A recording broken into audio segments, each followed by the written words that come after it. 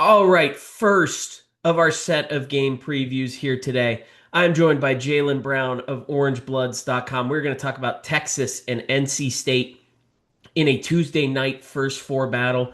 Jalen, thank you for joining me. What's man? Appreciate you for having me on here. Yeah, so this we were just talking about this beforehand. This is a very rare instance where we have a rematch to kick off the NCAA tournament. These two teams faced off in Maui. I believe it was the night before Thanksgiving, I want to say, in one of the most electric high-scoring games of the year. NC State scored 60 points in the second half and still lost 102 to 97. But this Texas team, just kind of looking back at the box score, Jordan Pope was fantastic in that game. Chendall Weaver had a nice performance off the bench. Maybe the best game of the year from Simeon Wilcher. Just how is this Mhm. team different now compared to in November for any Wolfpack fans who may remember that game vividly still? I think the biggest thing, I would just start off with the things that have been kind of the same in terms of Texas, which is, you mentioned how much they put up 60 points in that second half.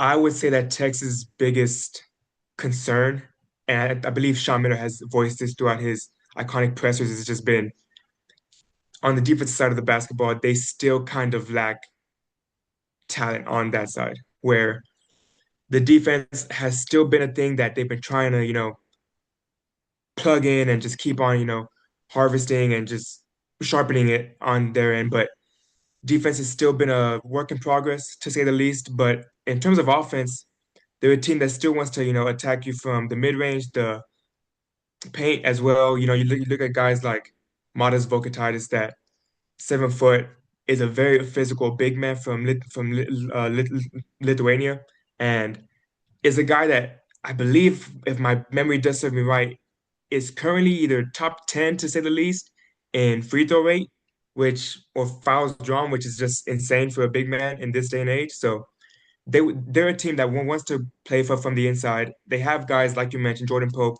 who can beat you from the outside.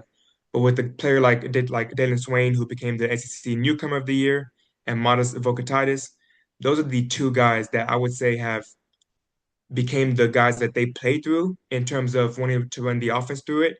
And it shows that's why they're top 20 offensive on KenPom.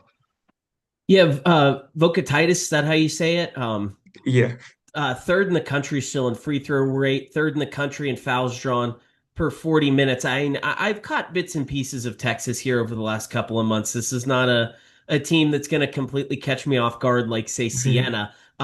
He's awesome. He's been a Yeah. joy to watch. But you mentioned the defensive struggles, and the biggest issue, just looking around at the numbers, is that Texas forces no turnovers.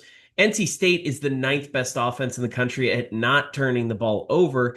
We saw that in the Maui game, just six for the Wolfpack. Is there really any hope for Texas to be able to get NC State to double digit turnovers, or is Kadir Copeland going to be able to just kind of dribble around wherever he wants again? I would just say that over the last 2 to 3 months that I've been covering this team, I wouldn't put my hard-earned money on that simply because that this team is just, again, they've kind of talked about in the presses of how the roster that they have currently is not one that's known to force turnovers. So to me and to the staff, it sounds like they've accepted that and they've learned how to play through it. So to say the least, I don't believe we will be seeing, at least I wouldn't expect them to have 10 or more turnovers against Texas. So, where is the strength of this Texas defense? Looking at the numbers, really good 2 point percentage defense. They are a great defensive rebounding team. Does this all come down to Vocatitis? Um, I would I would assume so on defense, just because he's such a big part for Texas with Lucina Traore being out. What seems like it might be for the tournament, it's there's a lack of a big man in that area where Modest's discipline, to say the least, will be tested in more ways than one in this game. And if Texas does, somehow go to the say the round of six, the first round or the second round, it will be based off how disciplined Modest was in those games. If he's in foul trouble early, then we're looking at guys that I would think it's safe to say Texas doesn't want to play 80% of the game for, and guys that when you look at it, a guy who's third in both the fouls drawn and the free throw rate, that also takes it away for Texas offense because he's not being a discipline on defense. I think if we're looking at Modest having three or less fouls in this matchup, I think Texas is in a good spot. If we're looking at a thing and we're say 8 minutes left in the first half and he has two or three fouls, it could be something that the game script wise is leaning heavy towards NC State. Yeah, I mean, one of the nice things for Texas in that equation is that is not a way that NC State has really caused a lot of harm this year. Just so many threes. They don't have any imposing back to the basket big guys. It's basically just whether or not Kadir Copeland can get down there and wreak havoc. I mean, this is just a pure drive and kick offense, really at its finest. So maybe not a problem for Texas to have to worry about in this game. But just tell us about uh, I want to make sure I'm saying his name right. Dalen Swain, the leading Correct. scorer for this team. Yeah, there's moments where I would be covering this game live and just go, okay, maybe he's finishing with 14 points and four rebounds. And then next thing you know, you look at the box score and he almost has a triple double. It's just one of those players that does everything right for Texas and clearly is the most important player for Texas, period, this season. I believe 20 points per game in the conference, a guy that is one of the best rebounders on the team. I believe a leading assist guy on the team, and in my opinion, the best defender on the team as well. So when you can have a guy that's that great in terms of all those categories, amazing player, I would say he does most of his damage kind of like Copeland, where he's just attacking the rim, getting to the line alongside with Modest. And when you have a player that can take over games like that in multiple areas inside the arc, I believe he's a player that could easily push Texas as far as he goes. Yeah, second team All SEC awards for Swain this year. 6'8", 220. You say he's their best defender. What type of player would we see him on? Is this, I mean, see someone who takes on some other, because he's listed as a guard. Is he Yeah, someone who's taken on like some smaller, quicker guys? Is it like sized players? I mean, maybe this works out well for Texas because NC State has a huge, huge guard of their own in Copeland. Also, exactly. also Darion Williams, a smaller, undersized forward. So I would say, in my opinion, I believe that's where he'll be matched up. He's more so a guy that if he fits that player physically, like height and weight wise, he'll be matched up with them. I remember against, I want to say it was Auburn, he was matched up with Keyshawn Hall, and that was kind of a big story. And that game was just Swain has to be guarding their best player at that time, which was Keyshawn Hall, who ended up having a great game as well. To me, is just with such a thing of Texas having a concern on defense, Swain's the one guy that you can look at it and go, okay, you know what you're getting from him on that side of the ball. And it's a guy that you can trust the most, I would say, on the team in terms of defense. yeah, I mean, and that kind of goes back to the Vocatitas. I know I just said that wrong, but the conversation we just had, NC State just doesn't have that player who's imposing like a Keyshawn Hall, who can Mhm. really just kind of exert his will on the opposing defense. So maybe that lines up well. But Jordan Pope, like I mentioned earlier, he was the one who really sunk NC State, hit 7 threes in that Maui game. Is he just a shooter? Or was there something else to his game that we didn't get to watch on that day? I think, I was watching back that game recently, and it's kind of just his game. It's just the guy that can, impose his will from beyond the arc, and a guy that even if he's not like taking those 3 point shots, a guy that is more than willing to take those mid range shots. Anything that's a perimeter focused shot selection from him likely is because Pope is just that type of player for this team. I would just say that, in my opinion, I'm not going to say that they need that type of performance again to win this game. What I will say is Jordan Pope has been asked, and I believe it's been mainly asked because this staff sees it in him to be that guy that can become that second option on this offense or become this guy that can take over these games. He's been challenged the most because there's so much there in the tank that if he's getting going, Texas offense just takes to the whole new level. I believe Pope will be a big X factor in this game. And when you mentioned 3-point shooting, I mean, Texas shot 16 of 32 from deep. So I'm not saying that that will happen again, but guys like Kendall Weaver made 3 of 5. Cam Heidi's a guy that I believe needs to have a good game in this game just to get back on track. And Sim, like you said, Wilcher, 3 of 5 from deep. That guard play for Texas, the backcourt play, even including Tremont Mark, who I believe only had 5 points, but it's still a guy that earlier in the year, Sean Miller and this staff said that they didn't really understand where to put him because of just how the offseason went. It was a new season, there was a new roster. Now they see him as that two guard for them that can easily be that fourth scoring option, maybe even as some nights the closer in those offensive games. Is there anyone outside of kind of these top guys that could have a surprise offensive breakout? Someone that we Mm, haven't really talked all that much about here. I think when you look at it, I'm only seeing about either two that I would say can leave their mark in this game. One is a guy like Kendall Weaver, who you won't see it in the box score itself, but you'll see it if you just watch that game and you get that sense of the feel for it throughout the game. A different guy is Cam Heidi, who, when he was brought into Texas, he was thought to be their best shooter even. And just as of late, hasn't really been that guy lately, but in a spot where you're needed in a March Madness game like this, can easily bounce back and get going in the right direction in the most crucial time of the season.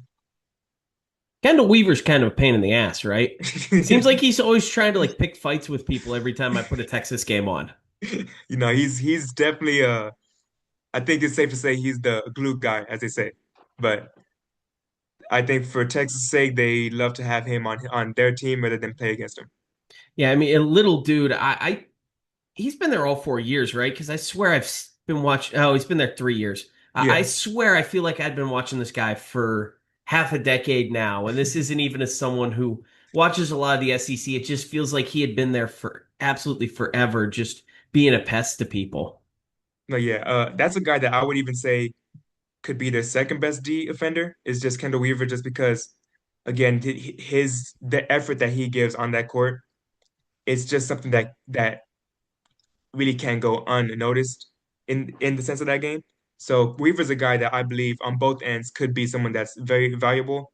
Could even see him getting maybe 25 plus minutes in this game. Okay.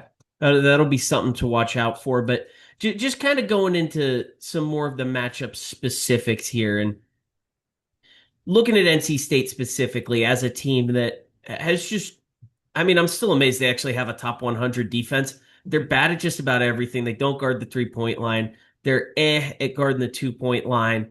They send opponents to the line a lot. The only things they do well is they hold opponents from shooting a lot of 3-pointers and Mhm. they force a fair amount of turnovers. So Yeah, this is going to be kind of a clash of two styles. Or sorry, I'm looking at the wrong column. Texas doesn't give up many 3-pointers at all to their opponents. NC State does. And sure. so I think we're going to see kind of a repeat of that Maui game where Texas is just bombing away throughout. So is there any sort of magic number that you feel like they got to get to in this game to win? I doubt it's 16 again. It's kind of weird because over Ken Palm would say this whole season Texas is a top 15 offense efficiency wise. But when you just look at the last five, I mean, I want to say they're averaging, I believe, 75 or 76 points per game. In 2-point percentage, they're ranking in the 320th in that category for offense the last five. Their defense has been, I think, the biggest concern for me is just allowing 85 points per game, allowing 37% from deep, and just knowing how this team goes. I've seen games where they play great. They out rebound teams. They play physical defense. Fouls aren't as drastic, even though that was a big thing that Sean Miller emphasized was just being more disciplined. If you're able to expose their 3-point defense, I say that can be an area where Texas could get had, but magic number for 3-point made, I would say I'd put it at 9 or 10. If they can give me 9 or 10, I believe that their offense can get going. But as of late, From Texas side, I believe we saw it in that Ole Miss game. I believe they put up 66 points. Yeah. So that was an Ole Miss team who, mind you, all credit, they played amazing in that SEC tournament. Heading into that game, a big concern was their defense as well. And for a team who's top 15 or top 20 right now on KenPom in offense to only put up that amount of points, and I believe in points per possession, they're I believe below the 200 mark, which is just not something that you would see off a top 15 offense on KenPom. I believe that Texas offense, it's not one that I would say is trending better than NC State's right now. I think that's one that when you look at these two defenses, how they both a concern for their teams. I'm looking at which offense can get going against that defense. And for right now, I believe that NC State just has that right now with a guy like Copeland who even if he's not getting his inside the paint, I believe he leads the ACC in assists per game, so makes the right play, athletic. Like he's just a guy that you look at and go, you trust the ball with him. And against a defense like Texas, I'm just not I'm not trusting their offense over NC State's right now in this matchup. So, keys to the game here as we're kind of going through this because it's becoming more and more clear that both offenses may be allowed to just completely run wild in this Mhm. one. So, can we get some sort of surprise performance out of a point of weakness from one of these defenses? Can either Texas force a fair few turnovers, or can NC State actually prevent Texas from just bombing away from three like they did last times? Anything on your end that you're really going to be looking for in this?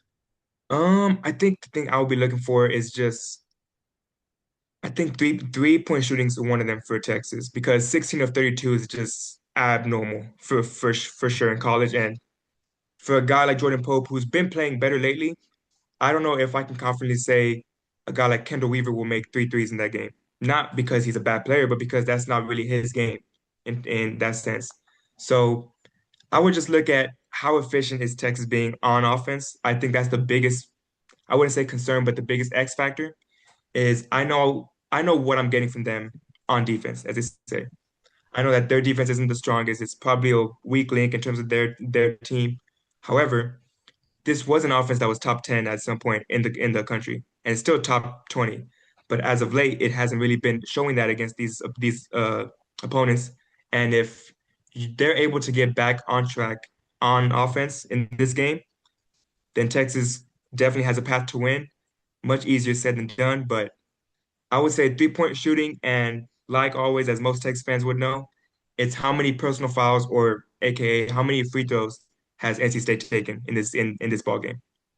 Yeah, and that kind of leads into my last one here, which is just can Van Allen Lubin keep the matchup with Vocatitis close? If Vocatitis is going to outplay him in this game, I mean, if Lubin wins that battle, then NC State probably runs away with this, talking like 20-point victory level. So if he can just put up a respectable battle with him, I could see NC State very well winning.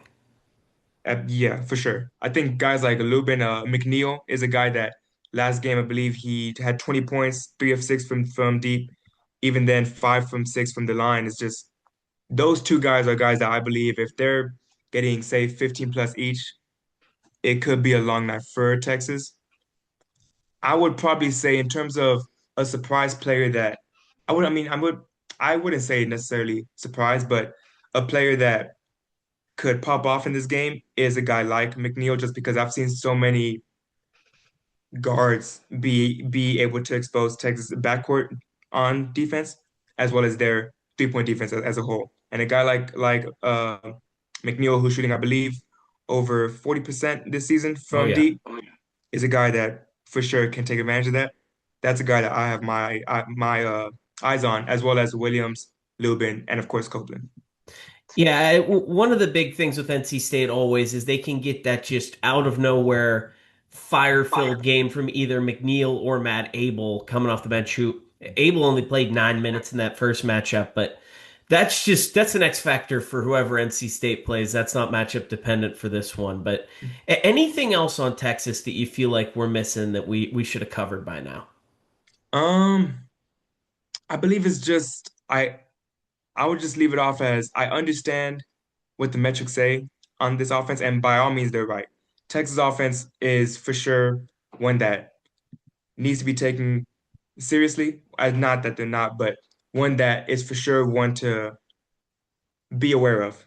And as of late, they haven't really been playing to the level that they know that they can play at on offense. If they're able to get back to those ways, this matchup could lean towards Texas. As of that, though, I mean, as of late, I wouldn't necessarily call this level of offense that they're playing a top 15 offensive team. It's more so one that with the defense like NC State, you could get back to your old ways. However, I mean, just like Ole Miss, that was a defense that you could have also gotten back to your old ways, but yet you only put up 66 points. Ole Miss, I believe they made one three-pointer in that game and still managed to hold up 76 points in that game. So that's my biggest thing of like how much of a concern that defense is in terms of you get beat on the inside, you get beat from the outside. Cool, but like at the end of the day, if you're gonna have that level of defense to where we know what we're getting from that side, your offense needs to be even higher to where you're playing at right now. And if they're not able to play at that level against NC State, then I don't see a way Texas wins this game. All right, well, we will see what that Texas offense is capable of in this one. But Jalen Brown, you're having a great year for the Celtics, but where else can people find you? OrangeBuster.com as well as Twitter. It'll be Jalen Polo Brown. And yeah, thank you for having me. Yeah, thank you for coming on. Everyone, be sure to go give Jalen a follow for this first four game to get a Texas perspective on what's going on.